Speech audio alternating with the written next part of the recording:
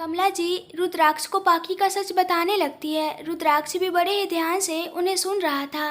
कमला जी बोली, पाखी की माँ सीमा जी मेरी बहुत अच्छी दोस्त थी। मैं उनसे लगभग 3 महीने पहले शादी करके इस घर में आई थी। मैं जब इस घर में आई तब यहाँ आसपास मेरी कोई सहेली नहीं थी। फिर पाखी की माँ सीमा मेरे पड़ोसी राधे श्याम जी से शादी करके उस पड़ोस वाले घर में आई। वो काफ़ी शांत स्वभाव की और साफ दिल की औरत थी। धीरे धीरे मेरी उनसे दोस्ती हो गई। हम दोनों एक परिवार की तरह रहने लगे। राधे श्याम जी एक गवर्नमेंट अधिकारी थे। मेरे पति भी उन्हीं के विभाग में सहकारी थे।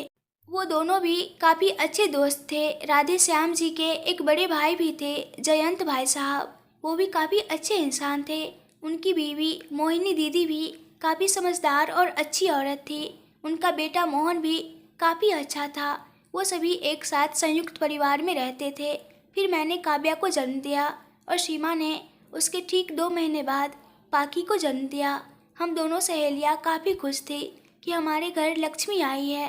धीरे धीरे काव्या और पाखी दोनों बड़ी हो गई। सभी इन दोनों से बहुत प्यार करते थे। धीरे धीरे वक्त बीता। काव्या और पाखी एक साथ स्कूल और फिर कॉलेज जाती थी।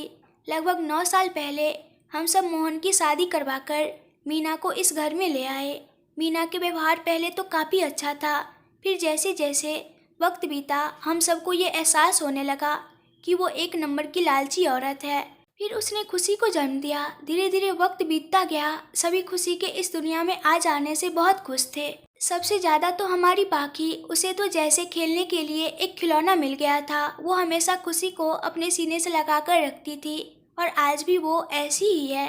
लगभग 3 साल पहले सीमा, राधे श्याम भाई साहब, जयंत भाई साहब और मोहिनी दीदी किसी रिश्तेदार की शादी में पड़ोस के गांव गए थे।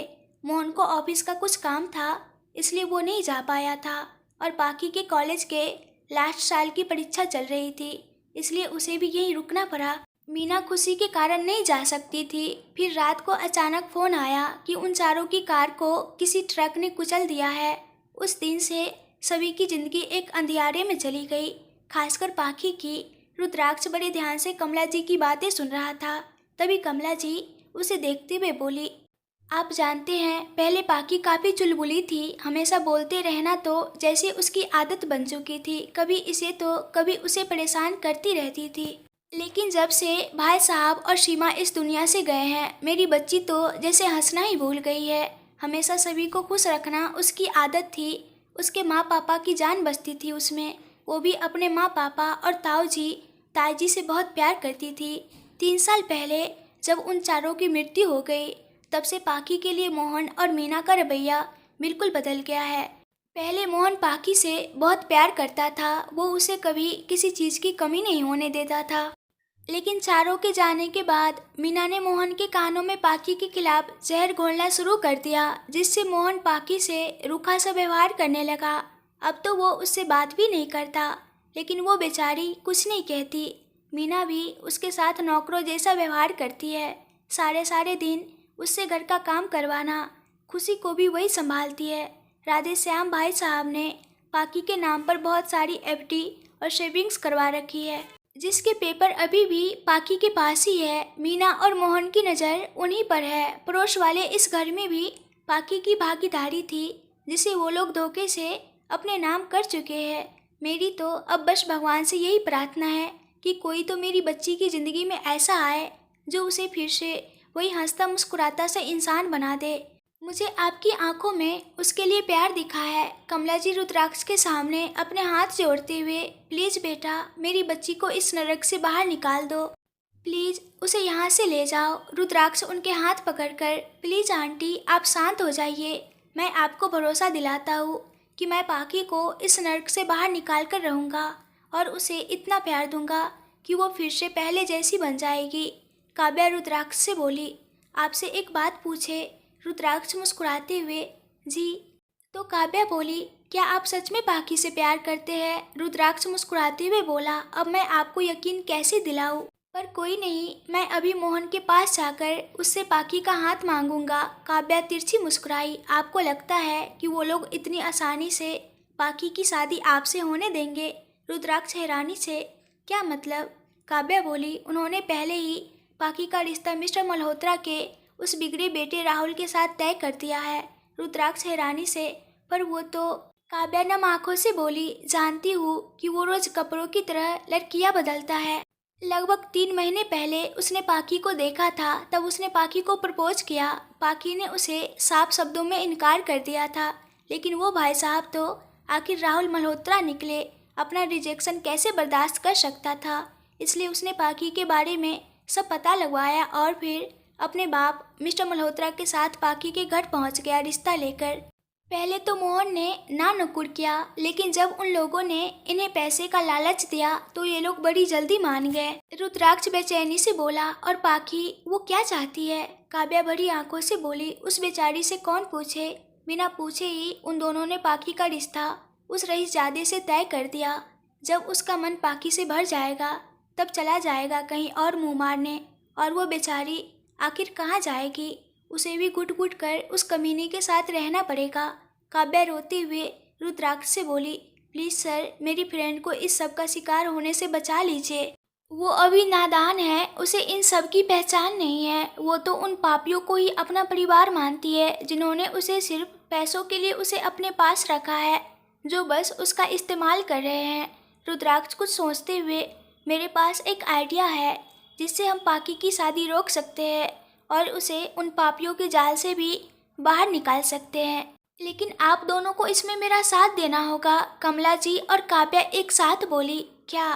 रुद्राक्ष मुस्कुराते हुए उन दोनों को कुछ समझाता है, जिसे सुनकर उन दोनों के चेहरे पर भी मुस्कान आ जाती है। काव्या मुस्कुराते हुए, आइडिया तो काफ़ी अच्छा है, नॉट बैड। हाँ। रुद्राक्ष हंसते हुए, थैंक यू काव्या जी। काव्या हंसते हुए, आप मुझे सिर्फ काव्या भी बोल सकते हैं। रुद्राक्ष मुस्कुराते हुए बोला, ओके। कमला जी रुद्राक्ष से, आइडिया तो अच्छा है बेटा, पर आपको लगता है कि ये काम करेगा? तो फिर रुद्राक्ष बोला, आप बिल्कुल भी चिंता मत कीजिए आंटी, मैं एक बिजनेसमैन हूँ। इन जैसे 100 लालची लोगों से मेरी रोज़ मुलाकात होती है। मैं बहुत अच्छे से जानता हूँ कि इन्हें कैसे संभालते हैं। कमला जी मुस्कुराते हुए बोली, ठीक है बेटा, हमें भरोसा है आप पर। रुद्राक्ष मुस्कुराते हुए बोला, आंटी आपने मुझ पर भरोसा किया है तो अब मेरा भी फर्ज बनता है ना कि मैं आपके भरोसे पर खरा उतरूं। थोड़ी देर बातें करने के बाद कल वापस आने का बोलकर रुद्राक्ष अपने घर के लिए निकल जाता है। आज उसके दिमाग में कुछ बड़ा चल रहा था जिससे हर कोई अनजान था। रुद्राक्ष जैसे ही घर के अंदर आता है, उसके चेहरे पर एक प्यारी सी मुस्कान आ जाती है। अंदर रूही और कशिश दोनों सोफे पर बैठकर किसी मासूम बच्चे की तरह आइसक्रीम खा रही थी, और आर्यन वही उन दोनों के पास में बैठकर उन दोनों को आस भरी नज़रों से देख रहा था कि शायद कोई उसे भी आइसक्रीम के लिए पूछ ले। रुद्राक्ष को आर्यन को ऐसे बैठे देखकर हंसी आ जाती है। वो भी मुस्कुराते हुए उन तीनों के पास जाकर खड़ा हो जाता है। रुद्राक्ष मुस्कुराते हुए कशिश से बोला, ये क्या हो रहा है बेबी? कशिश रुद्राक्ष को देखकर जल्दी से उसके गले लग जाती है। आप आ गए डैडी। रुद्राक्ष कशिश का गाल चूमकर बोला, यस मेरा बच्चा, आपके डैडी आ गए। कशिश मुस्कुराते हुए बोली, मैंने आपको बहुत मिस किया डैडी। रुद्राक्ष बोला, और मैंने भी प्रिंसेस। कशिश बोली, सच्ची? रुद्राक्ष उसकी नाक खींचते हुए, मुझी। कशिश बोली, आई लव यू डैडी। तो रुद्राक्ष भी बोला, आई लव यू टू मेरा बच्चा। कशिश जल्दी से अपनी हाथ में पकड़ी हुई आइसक्रीम में से एक बाइट निकालकर रुद्राक्ष को खिला देती है। आर्यन मुंह बनाते हुए कशिश से बोला, ये तो गलत है ना प्रिंसेस, सारा प्यार अपने डैडी के लिए, चाचू के लिए कुछ नहीं। रूही आर्यन से बोली, अरे आप क्यों मुंह बना रहे हैं? ये लो, मैं आपको आइसक्रीम खिला देती हूँ। ये कहकर रूही अपनी आइसक्रीम में से एक बाइट निकालकर आर्यन की तरफ बढ़ा देती है। आर्यन को तो बस और क्या ही चाहिए था, वो भी जल्दी से खुश होकर रूही के चम्मच से आइसक्रीम खा लेता है। थोड़ी देर बाद रुद्राक्ष अपने कमरे में जाकर वहाँ से लोअर टी शर्ट पहनकर डाइनिंग टेबल पर आकर बैठ जाता है, जहाँ सब पहले से ही उसका इंतजार कर रहे थे। रुद्राक्ष कशिश को अपने पास बिठाकर उसे अपने हाथ से खाना खिलाने लगता है। थोड़ी देर बाद खाना खाकर सब अपने अपने रूम में जाकर सो जाते हैं। रुद्राक्ष भी थोड़ी देर अपने बिस्तर पर लेटे हुए पाकी के बारे में सोचता है। फिर थोड़ी देर बाद उसकी भी आंख लग जाती है और वो भी सपनों की दुनिया में खो जाता है। सुबह हो चुकी थी। रुद्राक्ष उठकर फ्रेश होकर अपने जिम एरिया में चला जाता है। वहाँ वो अपने कानों में हेडफोन लगाकर गाने सुनते हुए कसरत करने लगता है। काफ़ी देर तक पसीना बहाने के बाद वो वापस अपने कमरे में आ जाता है। वो चुपचाप जाकर अपने बिस्तर के किनारे पर बैठ जाता है। उसके दिमाग में कुछ बड़ा चल रहा था। उसे ये समझ नहीं आ रहा था कि वो जो अब करने वाला है वो सही होगा भी या नहीं। वो इसी उलझन में काफ़ी देर तक वहीं बैठा रहता है, लेकिन फिर थोड़ी देर बाद वो उठकर अपने कदम बाथरूम की ओर बढ़ा देता है। थोड़ी देर बाद वो नहाकर बाहर आता है और फिर वो अपने कपड़े पहन लेता है। आज उसने ग्रे कलर का सूट पहना था, हाथों में ब्रांडेड वॉच, पैरों में ब्लैक शू, बालों को जेल से सेट किया हुआ, आंखों पर काला चश्मा जिसमें वो काफ़ी स्मार्ट लग रहा था। वो तैयार होकर अपने कमरे से बाहर निकल जाता है। फिर वो मुस्कुराते हुए अपने ही कमरे के बगल में बने दूसरे कमरे में आ जाता है। वो देखता है कि कशिश अपने स्कूल के लिए तैयार हो रही थी। रूही भी उसी के साथ साथ अपने कॉलेज के लिए तैयार हो रही थी। कशिश रुद्राक्ष को देखकर भागते हुए उसकी गोद में चढ़ जाती है। रूही उसे ऐसे करता देख बस मुस्कुरा देती है। कशिश मुस्कुराते हुए रुद्राक्ष के गाल पर किस करके बोली, गुड मॉर्निंग डैडी। रुद्राक्ष मुस्कुराते हुए कशिश के गाल पर किस करके, good morning my princess. Ruhi मुस्कुराते हुए रुद्राक्ष से, गुड मॉर्निंग भाई। रुद्राक्ष मुस्कुराते हुए रूही से बोला, गुड मॉर्निंग बच्चा। रूही ये सुनकर बस हल्का सा मुस्कुरा देती है और फिर वापस तैयार होने में बिजी हो जाती है। कशिश मुस्कुराते हुए, डैडी आपको पता है आज ना मैं खुद तैयार हुई हूँ। रुद्राक्ष हैरानी से बोला, क्यों, आपकी बुआ ने आपको तैयार नहीं किया? रूही कशिश को देखकर रुद्राक्ष से बोली, मैंने बोला था भाई, लेकिन आपकी प्रिंसेस ने बोला अब वो बड़ी हो गई है, वो आज से अपने काम खुद करेगी। कशिश मुस्कुराते हुए बोली, हाँ तो डैडी मैंने कुछ गलत बोला क्या? मैं सच में बड़ी हो गई हूँ। रुद्राक्ष हंसते हुए बोला, हाँ मेरी प्यारी सी डॉल, आप सच में अब बड़ी हो गई है, बस आज से आप अपने काम खुद ही कीजिएगा। कशिश मुस्कुराते हुए बोली, थैंक यू डैडी। रुद्राक्ष मुस्कुराते हुए बोला, वेलकम बच्चा, चलो अब नीचे चलते हैं।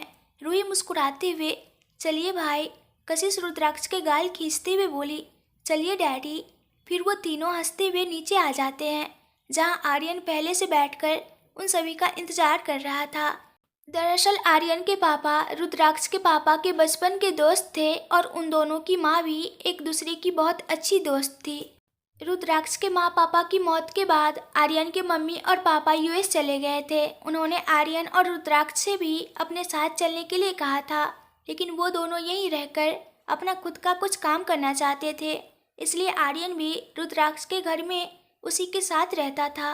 वो तीनों मुस्कुराते हुए आर्यन के पास आकर डाइनिंग टेबल पर बैठ जाते हैं। रुद्राक्ष मुस्कुराते हुए आर्यन से बोला, गुड मॉर्निंग भाई। आर्यन मुस्कुराकर बोला, गुड मॉर्निंग। कशिश आर्यन के गाल पर किस करके, गुड मॉर्निंग माय हैंडसम चाचू। आर्यन मुस्कुराते हुए कशिश के गाल खींचकर, good morning my cute princess.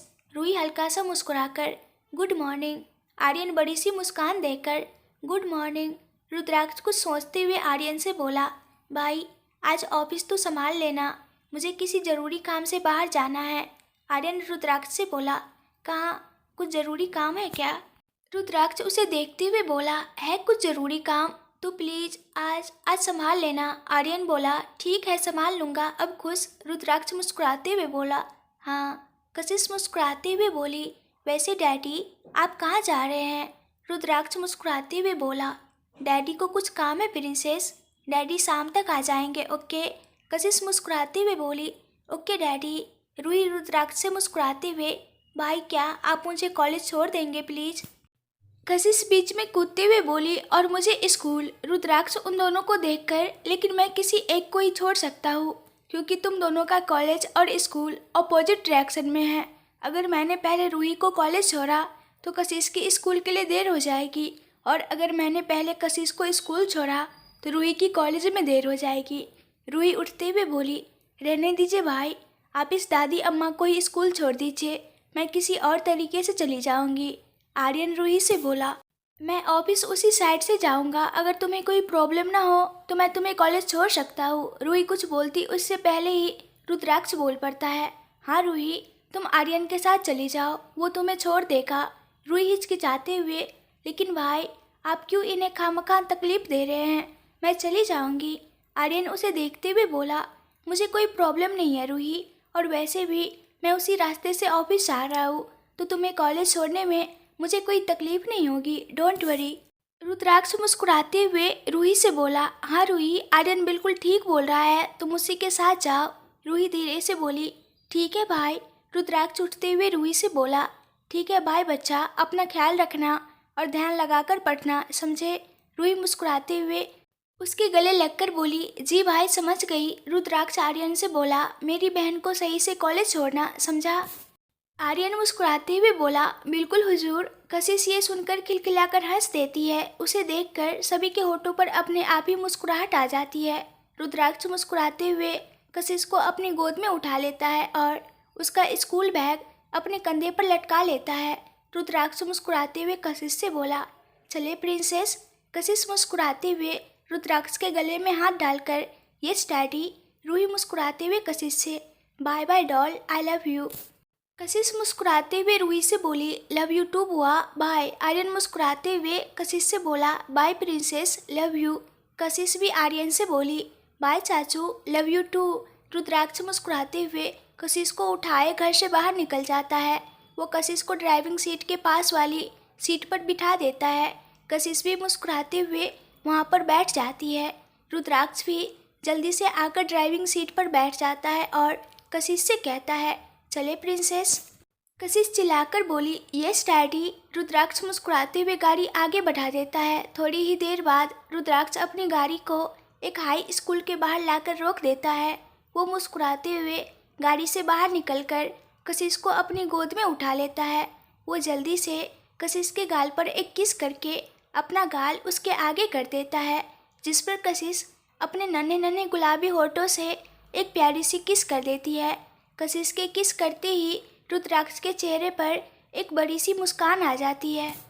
फिर वो कशिश को उसका बैग देकर उसे उसके स्कूल के अंदर भेज देता है और खुद अपनी गाड़ी लेकर अपनी मंजिल की तरफ निकल जाता है। आर्यन मुस्कुराते हुए रूही से, चले रूही। रूही सिर झुकाए धीरे से, और वो बाहर की तरफ अपने कदम बढ़ा देती है। आर्यन उसका हाथ पकड़कर उसे रोकते हुए बोला, रूही तुम मेरे साथ ऐसा क्यों कर रही हो? तुम सबके सामने तो मुझसे अच्छे से बिहेव करती हो, लेकिन जब तुम मेरे साथ अकेली होती हो तब तुम्हें क्या हो जाता है? तुम मेरे दिल का हाल अच्छे से जानती हो। तुम्हें पता है ना कि मैं तुम्हारी बेरुखी बर्दाश्त नहीं कर सकता हूँ। फिर तुम क्यों मेरे साथ ऐसा करती हो? पता नहीं तुम्हें मेरा दिल दुखाने से क्या खुशी मिलती है।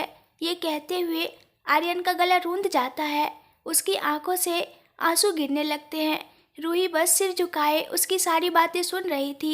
लगभग 2 महीने पहले जब रुद्राक्ष किसी मीटिंग के सिलसिले में दिल्ली गया था, तब आर्यन ने रूही को बता दिया था कि उसे उससे प्यार हो गया है। लेकिन रूही तो खुद अपने दिल का हाल नहीं जानती थी, और तो और वो आर्यन से प्यार करके अपने भाई को धोखा नहीं देना चाहती थी। लेकिन ना जाने क्यों वो आर्यन के प्रपोजल का जवाब ना भी नहीं दे पा रही थी, इसलिए वो बिना उसकी बात का जवाब दिए ही वहाँ से चली गई थी।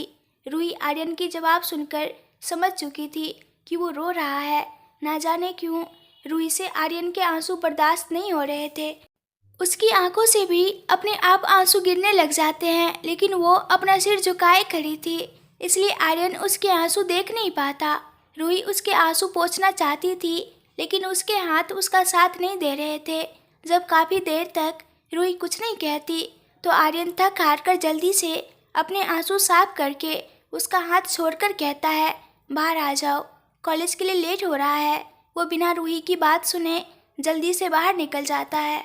रूही बस वहाँ खड़ी नम आंखों से आर्यन के बर्ताव को समझने की कोशिश कर रही थी। थोड़ी देर बाद वो जल्दी से अपने आंसू पोंछकर बाहर आ जाती है, जहाँ आर्यन पहले से गाड़ी में बैठकर उसी का इंतजार कर रहा था। वो चुपचाप आकर उसके पास गाड़ी की आगे वाली सीट पर बैठ जाती है। आर्यन उसे बिना देखे ही गाड़ी कॉलेज की तरफ घुमा देता है। दोनों पूरे रास्ते एक दूसरे से कुछ नहीं कहते। आर्यन रूही को उसकी कॉलेज के बाहर छोड़कर जल्दी से अपने ऑफिस निकल जाता है। रूही भी रुआंसी होकर अपने कदम धीरे धीरे कॉलेज की तरफ बढ़ा देती है। रुद्राक्ष भी अपनी मंजिल पर पहुंच चुका था। उसे पहले ही वहां पर कमला जी और काव्या मिल जाती है। वो दोनों उसे देख बस हल्का सा मुस्कुराकर बेस्ट ऑफ लक बोलती है। रुद्राक्ष मुस्कुराते हुए पाकी के घर की तरफ बढ़ जाता है। वो एक गहरी सांस छोड़कर पाकी के घर की डोरबेल बजाता है। 2-3 बार डोरबेल बजाने के बाद पाकी आकर दरवाज़ा खोलती है। रुद्राक्ष पाकी को देखकर मुस्कुरा देता है। पाकी उसे देखकर बोली, जी आप? रुद्राक्ष मुस्कुराते हुए बोला, मेरा नाम रुद्राक्ष ओबरॉय है। पाकी हैरानी से, रुद्राक्ष ओबरॉय? रुद्राक्ष मुस्कुराते हुए, जी मुझे आपके भाई से मिलना है, क्या वो घर पर है? पाकी उसे अंदर बुलाते हुए बोली, आप अंदर आ जाइए, मैं भैया को बुलाती हूँ। रुद्राक्ष अंदर आते हुए, जी। पाकी उसे सोफे पर बैठने का बोलकर अंदर आ जाती है, जहाँ डाइनिंग टेबल पर मोहन और मीना बैठकर आराम से नाश्ता कर रहे थे। पाकी मोहन से कहती है, भैया। मोहन कुछ नहीं कहता तो पाकी की आंखों में आंसू आ जाते हैं। पाकी फिर से कहती है, आपसे मिलने रुद्राक्ष ओबरॉय आए हैं, हमने उन्हें बाहर सोफे पर बिठाया है। मोहन के हाथ ये सुनकर खाते खाते ही रुक जाते हैं। मोहन पाकी से बोला, क्या रुद्राक्ष ओबरॉय? कहीं ये वही? पाकी, जी ये वही रुद्राक्ष ओबरॉय है। मोहन मीना से बोली, इतनी बड़ी हस्ती हमारे घर, कहीं कुछ? तो मीना बोली, चलो चलकर देखते हैं।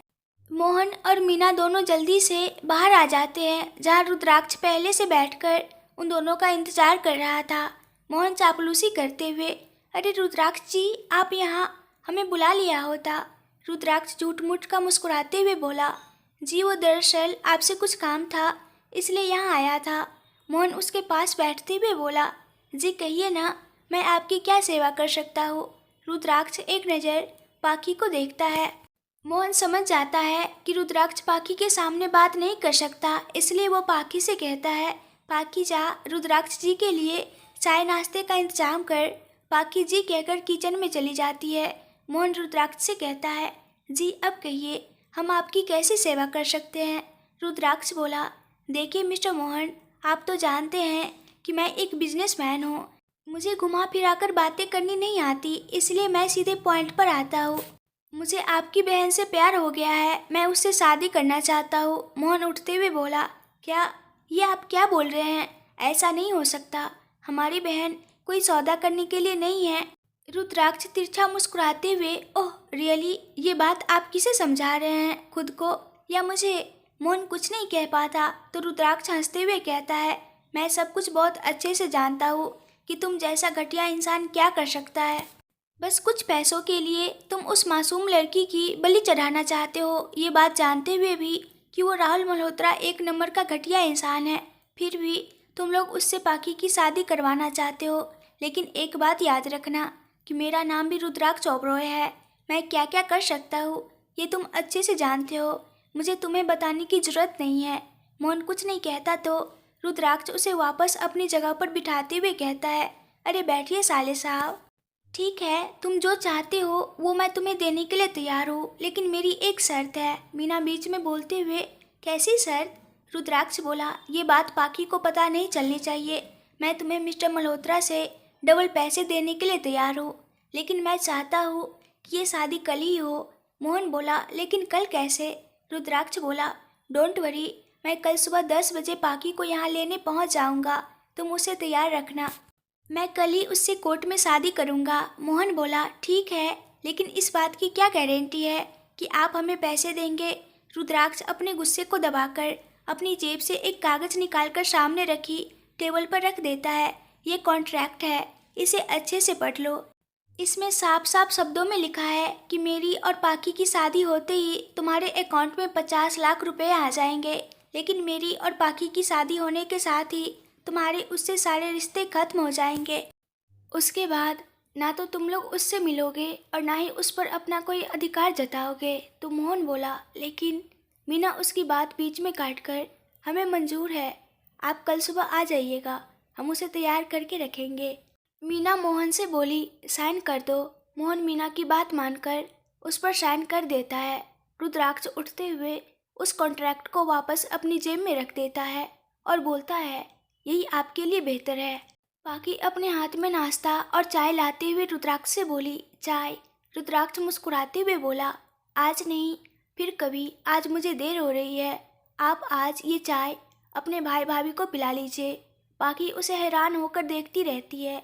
लेकिन वो बिना कुछ कहे ही वहाँ से बाहर निकल जाता है। रुद्राक्ष को बाहर जाते ही काव्या और कमला जी मिल जाते हैं। रुद्राक्ष उन दोनों को देखकर मुस्कुरा देता है। रुद्राक्ष मुस्कुराते हुए बोला, काम हो गया। काव्या हैरानी से, क्या सच में? रुद्राक्ष हंसते हुए वो कॉन्ट्रैक्ट काव्या के हाथ में थमा देता है।